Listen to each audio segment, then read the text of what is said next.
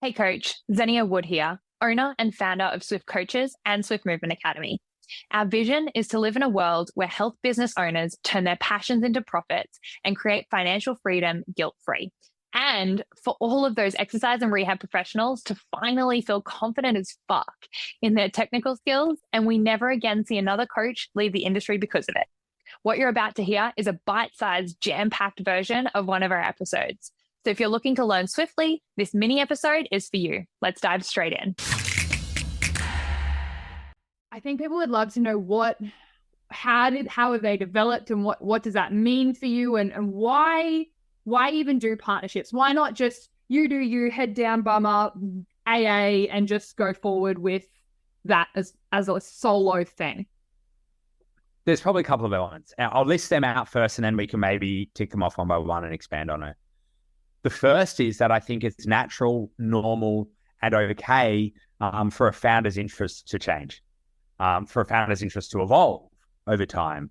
I was deeply and personally passionate about athletic development because, cycling and whatnot that I'd done. I was a failed baseballer prior to that. I was deeply passionate about athletic development, but that passion has changed over time.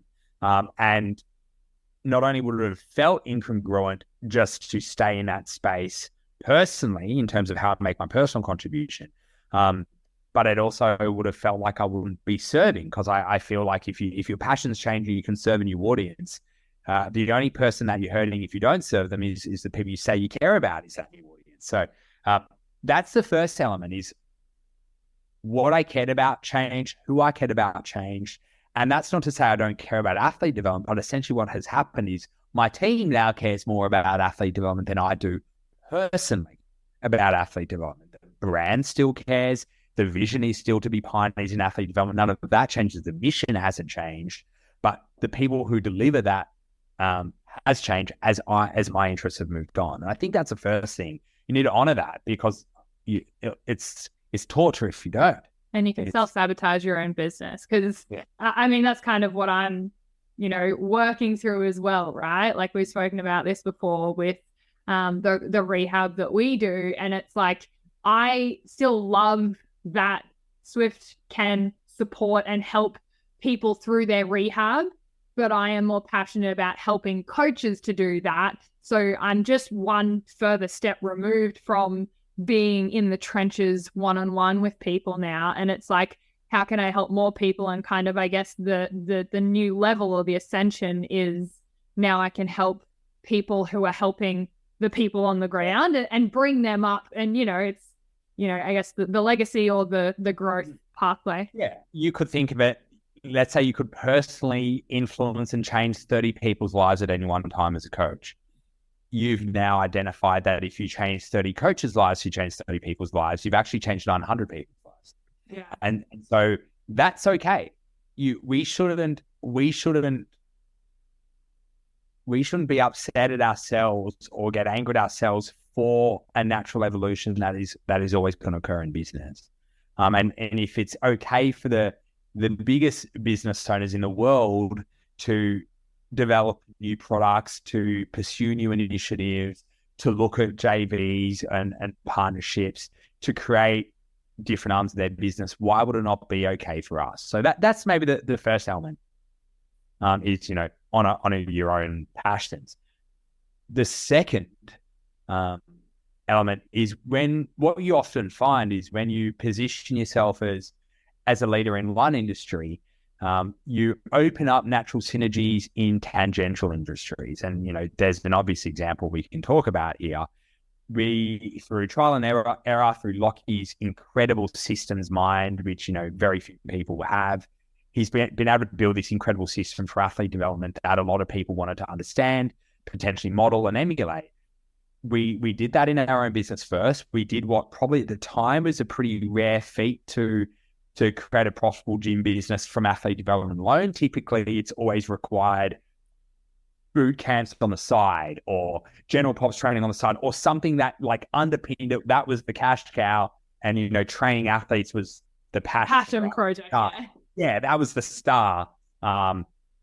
we were able to actually find a way to make the athlete development solely profitable. And so that system became of interest to people. So we had IP that we realized we could license in the way of sales of products and education products. And so a natural synergy evolved as we observed and looked for opportunities. And so that was the next element. There was an opportunity to continue to serve a market in a new way. You can always think of it as, in your industry, you have people look down on you. There are people who look at you and the people who look up to you. And we realized that there are people who look up to us that we're not serving simply because we hadn't created an opportunity to do so. So we launched systems that allowed that to happen.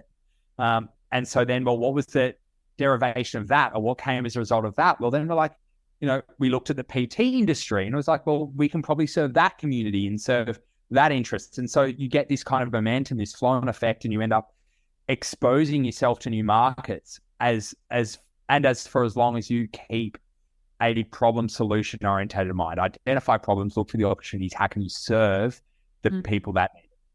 And that's how I've ended here. Yeah. I actually think it's crazy how many 20 to 30-year-olds highest priority is investing in a house as opposed to investing in themselves. Like, those are the years where every dollar that you make should be in leveling up yourself, because then what's your impact to be able to earn more and create better relationships that lead to better opportunities and, do things that you can actually take on. And the sooner you do that, the longer you have the opportunity to implement the shit. So, I mean, I think it's just the thing you do is go and get a house. And that's what I did at 27. Because I was like, working my butt off and stayed at home till 25 and then lived in a 7-person share house for like 2 years. And that's when we met, when I was in my share house, because my intention was to purchase a house. And reflecting back on that now, it's like, what if I'd put an extra $100,000 into my business in terms of me, in terms of resources, in terms of, could I have hired my business manager a year earlier and be a year ahead?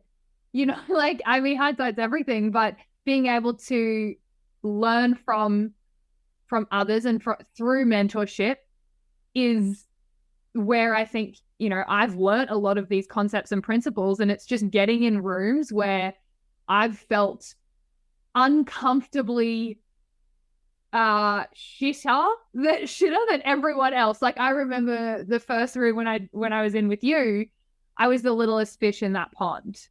And I was like, I have 17 clients. And you were like working with gym owners with staff. And I was like, what the fuck?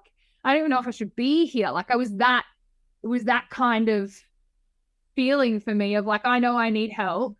And I know that I need to be in a room where I feel uncomfortable, because I was working as a subcontractor and got to a point where I was kind of like one of the big fish, and it was cruisy and it was cushy, and kind of like you at Fitness First, right? Like, you got cushy and you're like, okay, I need to find a bigger pond. And obviously for you, that was just stepping out and doing it on your own.